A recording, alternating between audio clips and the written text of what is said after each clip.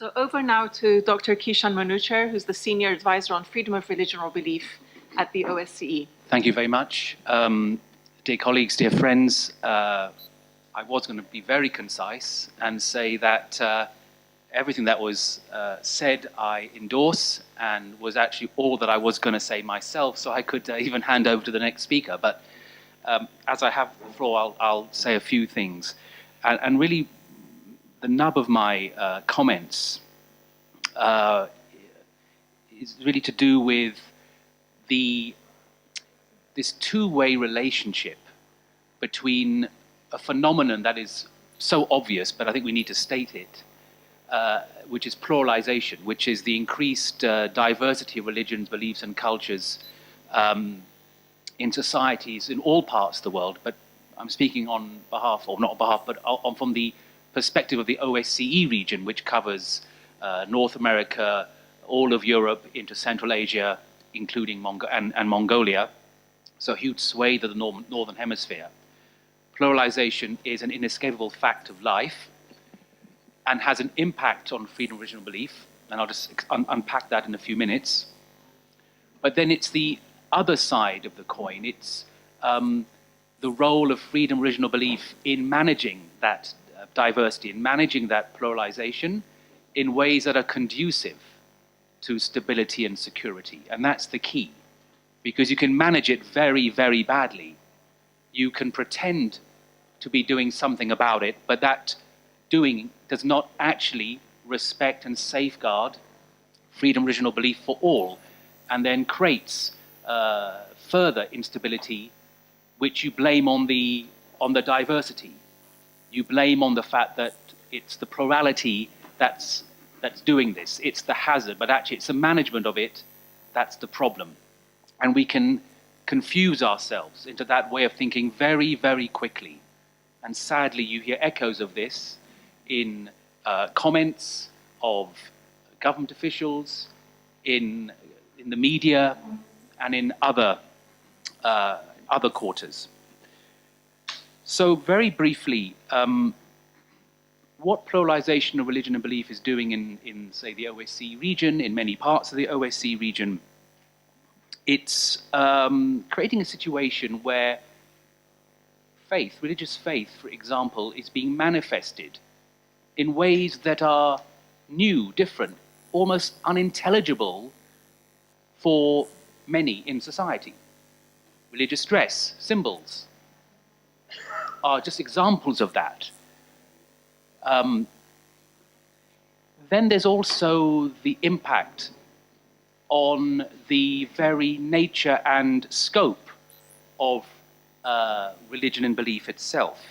That the conception, the dominant conception, if you like, the Western conception in Europe, or in many parts of Europe, that sees or regards religion as being a private matter, one of individual choice and conscience, while that is still the case, and no one's seeking to change that point of view, but it now coexists with views of religion and belief that are closely tied into community, to identity, to culture, which even seems to precede individual choice. The point being, we're not here to say who is right or wrong. Of course, that is not the question we should be ever asking in this regard, but it is to say that these different views, these different understandings coexist in the same country in ways they never did before. And that is a challenge to the work of advancing freedom of religion or belief.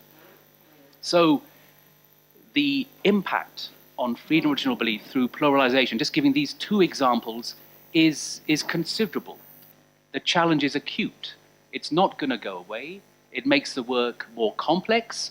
And at the very time that work has reached that degree of complexity and is this demanding, if you like, the very value, the very human right itself is under, as we've heard, increased stress. And this is particularly relevant to the work, as I mentioned earlier, of how we successfully manage pluralization, how we successfully manage diversity.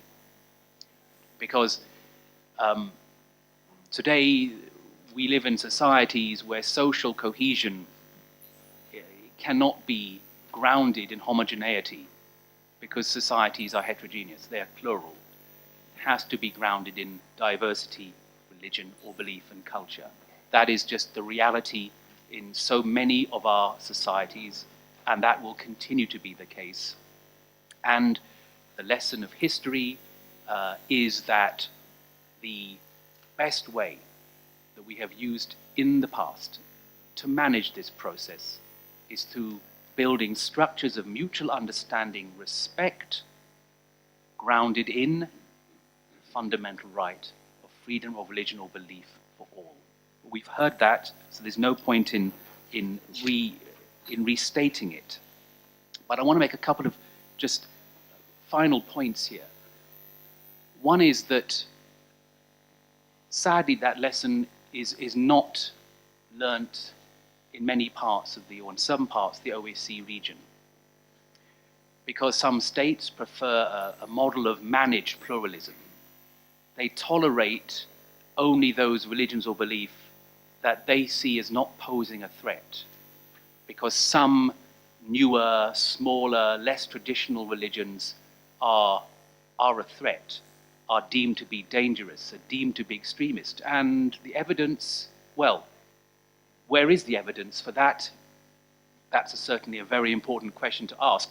But it's that very notion that we will work with just the chosen few, the ones favored by the state. It's not the same thing as having an established or state religion, but it can amount to the same thing in the end, because what you do is you put huge pressure, oppression on those that are not in favor, that those that are not known to you. And that has, sadly, very dire consequences. And we're beginning to understand, and maybe some more research is needed on this particular point, as to how that degree of pressure, that oppression, those violations of freedom of religion and belief of individuals in those societies is driving those, or some individuals, to the margins and sadly into the arms of extremists.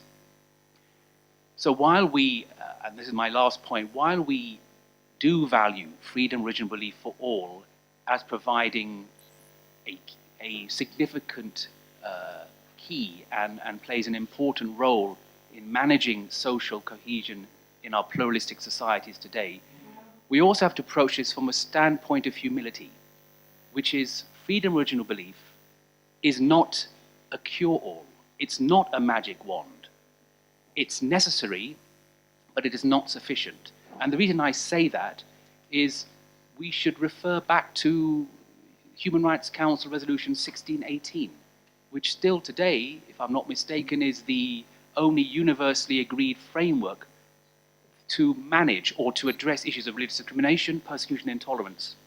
And what it includes there, of course, is the